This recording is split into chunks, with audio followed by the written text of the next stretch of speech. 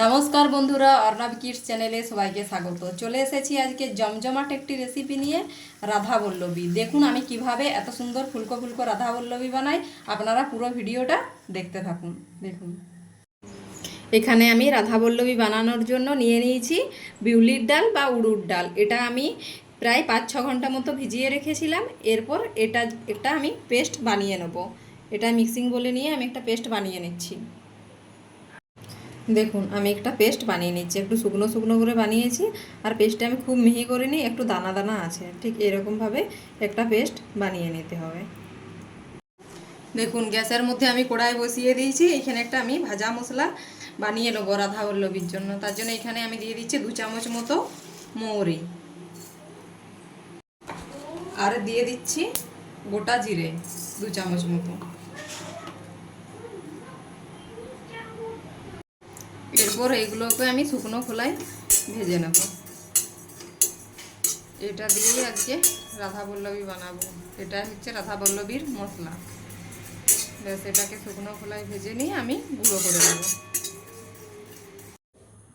দেখুন এইখানে রাধা বল্লবীর জন্য আমি পরিমাণ মতো ময়দা নিয়ে নিয়েছি। এরপর এর মধ্যে আমি কতগুলো শুকনো উপকরণ দিয়ে দেবো।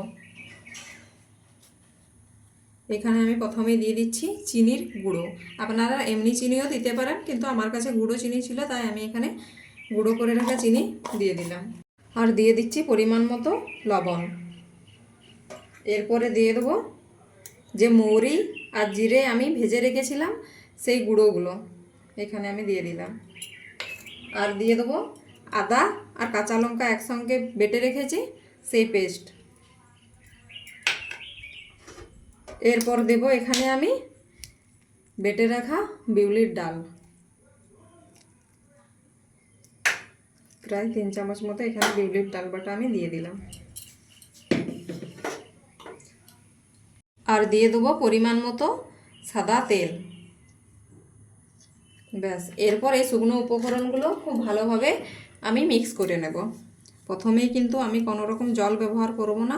আমি হাতে করে খুব ভালোভাবে এই শুকনো উপকরণগুলো মাখিয়ে নেব, যাতে কোনো দোলা না পাকিয়ে যায়। দেখুন আমি শুকনো উপকরণগুলো খুব ভালোভাবে মিশিয়ে নিয়েছি। এরপর এখানে হালকা কুসুম গরম জল দিয়ে আমি একটা সফট ডো বানিয়ে নেব। এখানে অল্প অল্প করে জল দিয়ে আমি সফট ডোটা বানিয়ে নিচ্ছি।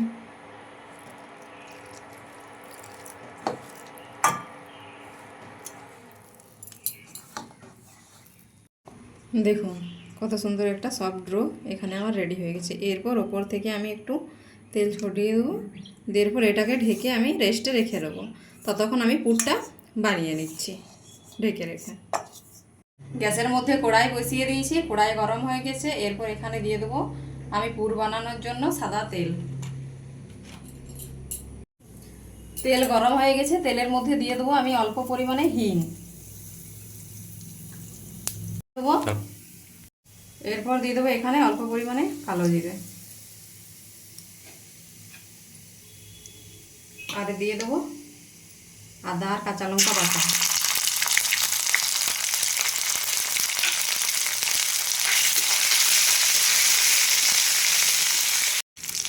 দেখুন এগুলো ভাজা হয়ে গেছে। এরপর এখানে আমি দিয়ে দেবো এই বেটে রাখা কলাই।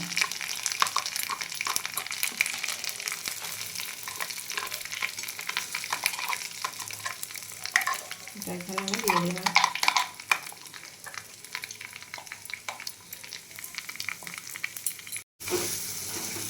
দেখুন এরপর পুরটা আমি ভালো করে মিক্স করে দেবো।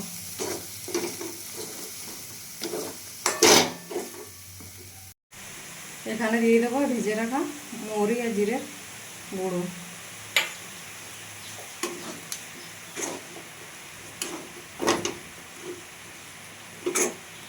দেখুন এটা আমি খুব সুন্দরভাবে মিশিয়ে নিলাম। এরপর এখানে দিয়ে দেবো পরিমাণ মতো লবণ আর অল্প চিনির গুঁড়ো। স্বাদের জন্য পরিমাণ মতো চিনির গুঁড়ো এখানে আমি দিয়ে দিলাম।